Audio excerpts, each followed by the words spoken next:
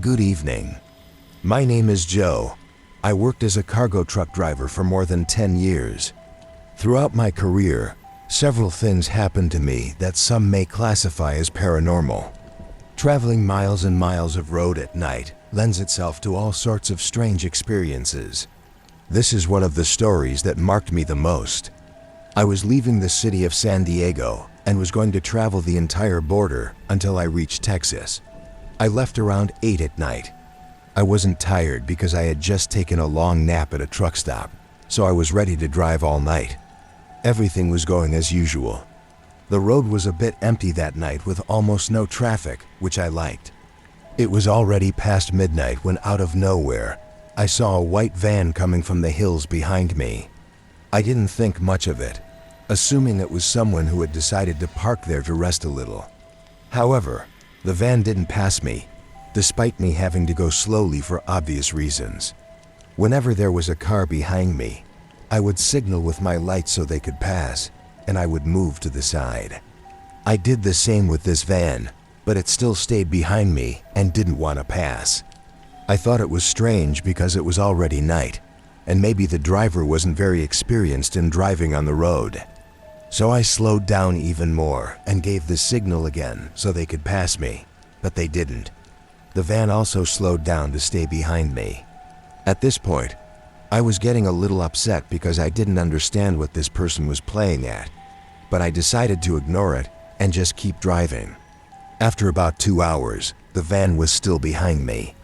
I decided to pull over at a gas station to use the bathroom and buy something to eat, but also to see if the van would continue on its way and stop following me. When I turned into the gas station, the van did too, but it didn't make it to the parking lot. It stayed on the side of the road with its lights on. I went into the bathroom and then to the little store, but when I came back out, the van was still there, waiting for me. I was very upset and decided to walk over and confront the driver. I wanted to know if they were following me as a joke or if something more sinister was going on. So I approached the van and started knocking on the window.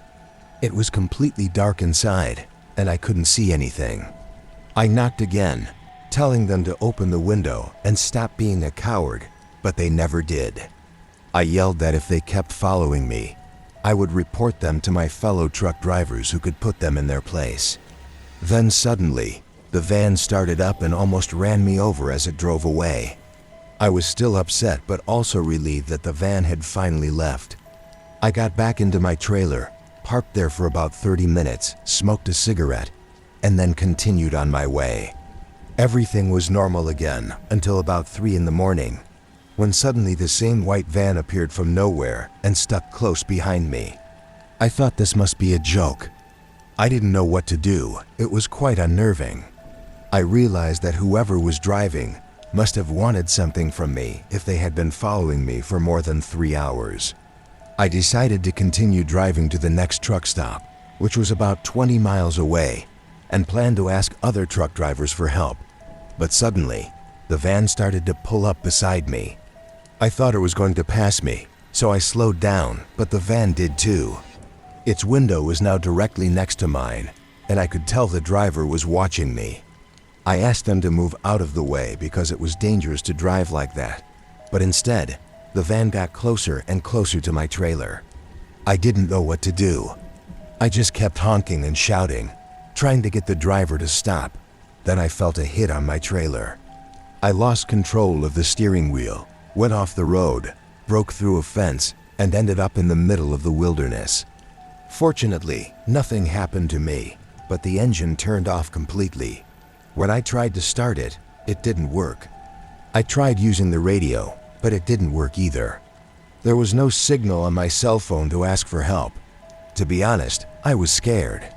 I was in the middle of nowhere at 3 in the morning, isolated, and with no one to help me. As if that weren't enough, I suddenly saw some lights approaching, and my heart stopped when I saw that it was the same white van that had been following me all night. It parked behind me, turned off the engine, and the lights. I quickly closed my window and took out the knife I always carried with me. The only thing I could think of was that it was some criminal group trying to kidnap me. especially since the area was known for high crime rates. About 5 minutes passed, but no one got out of the van. I made the difficult decision to go down and try to talk to the driver, hoping to convince him to leave me alone. So I walked slowly towards the van, my knife in my pocket, ready to use it if necessary. I was using the flashlight from my cell phone because you couldn't see anything. It was just bushes and the sounds of the night in the background. When I reached the van, I stopped by the window and knocked twice, asking, "Hello, can we talk?" "Lower your window, please," but there was no response. I tried to look inside by pressing my face against the glass and cupping my hands around my eyes. Friends, there was absolutely nothing inside. I looked in the back and saw nothing, just a pile of garbage. It was obvious the van had been abandoned for a long time. Opened the door and confirmed that it was completely empty. I can't explain the horror I felt. I just wondered who had been driving the van all that time, following me. I ran back to my trailer, but before I got in, I saw a man standing a few feet in front of me. His shadow was cast by the lights of the van.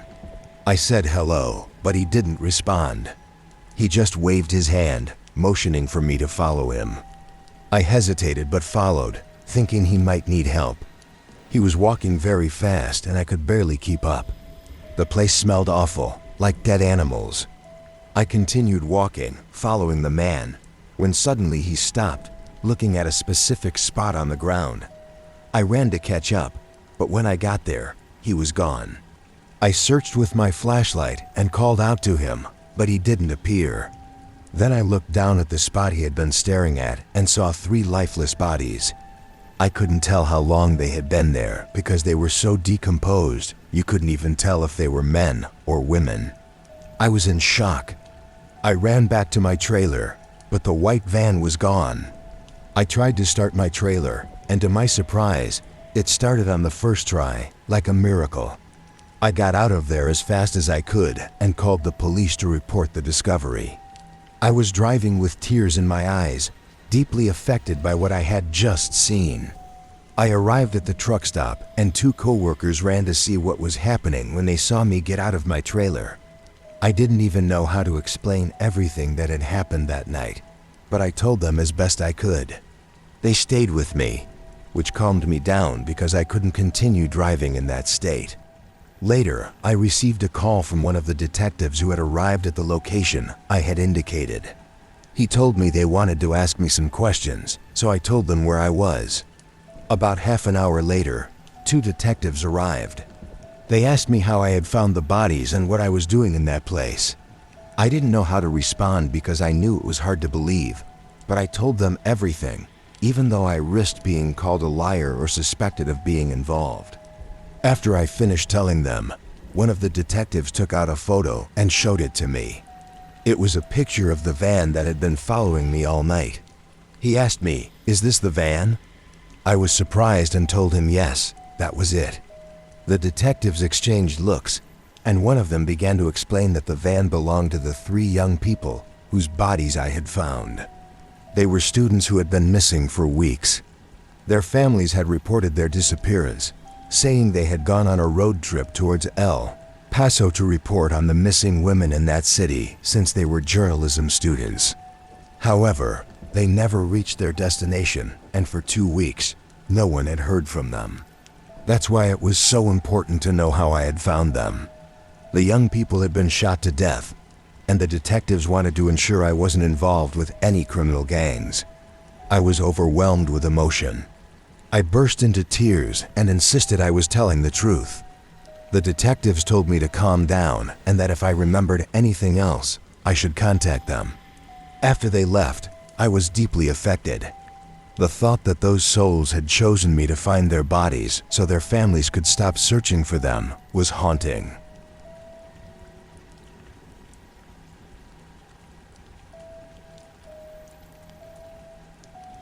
Before continuing with the next story, I would like you to leave a like on this video so I know if you are enjoying our content. Thank you very much. Let's continue. My name's Gerardo. For a long time, I worked as a transporter for several companies. Now I am retired because I am already 70 years old, but throughout my time as a truck driver, many paranormal things happened to me. This one that I am going to tell you about happened 20 years ago. I was transporting construction material from Nuevo Leon to the state of Mexico. I had already been traveling for 10 hours and the night had already set in. But I really liked traveling at night because the roads were a little emptier. I enjoyed that feeling of tranquility and solitude. I was listening to music as I normally did when suddenly I saw a man in the distance on the side of the road hitchhiking. I immediately pulled over. At that time, it was very common to see people asking for rides, and I always agreed. I liked helping people, so this time was no exception. The man was about 60 years old, wearing dirty and somewhat old clothes. I asked him, "Where are you going, friend?" And he told me that he needed help. His truck was a kilometer ahead, but no one had passed by to help him. I told him to get in, and I would take him and try to help him with my tools. The man got in and sat in the passenger seat. He was very quiet. I asked him what company he worked for, but he didn't answer anything. Afterward, I asked him if he was okay because his clothes were torn and dirty, but still, he didn't say a single word. We passed the kilometer he mentioned, and we were supposed to have reached where his truck was, but there was nothing. I asked him if it was further ahead, but he just pointed his finger forward as if to tell me to keep driving. So I continued, but as more time passed, I became nervous because there was no truck on the side of the road. I realized that we had returned to the same place where I had picked him up. It was kilometer 62. I was very surprised because it was impossible that we had returned there, especially since I had only driven straight ahead. There was no way to return to the same place. I didn't know what was happening. The man hadn't said a single word since he got into my truck, so I decided to pull over and ask him to get out. This no longer felt right to me. The man got out without saying anything, without thanking me or even turning to look at me. I watched as he walked toward the mountain and then disappeared. I didn't want to leave him there, but he was nowhere to be seen. He'd vanished into the bushes. I was unsure of what to do because I knew it wasn't right to leave him there alone. Then, another truck passed by and parked in front of me. The driver got out and came toward my door, talking to me. I got out to see what he wanted. He asked, "Friend, did you just pick up a hitchhiker here?" I asked him how he knew that, and he told me that he traveled that road almost daily, and that the man who had asked me for a ride was a truck driver who had an accident right where I had parked my truck. The man had lost his life there. For many years, he had been hitchhiking, asking truck drivers for a ride. Those who stopped to pick him up would disappear. He told me about a friend of his who hadn't been heard from for a year. They had been talking on the radio, telling jokes and chatting, when his friend mentioned that he was giving a ride to a man who looked like he had been in an accident. After that, his friend said they would talk later on the radio, but they never heard from him or his truck again. Many other truckers said that this man always appeared there, asking truck drivers for a ride. The few who had stopped were taken away by the limbo where he was trapped, which is why they were never heard from again. I thanked the driver for taking the time to stop and tell me what had happened. He told me there was no problem, that among colleagues we have to support each other. He ended by telling me that this might not be the last time I would see that man asking for a ride, and if I passed by there again, I would most likely encounter him again. But I just ignored him and continued on my way. Even today, I don't know why that tortured soul let me go when he had taken other truck drivers. It's something I will always wonder about.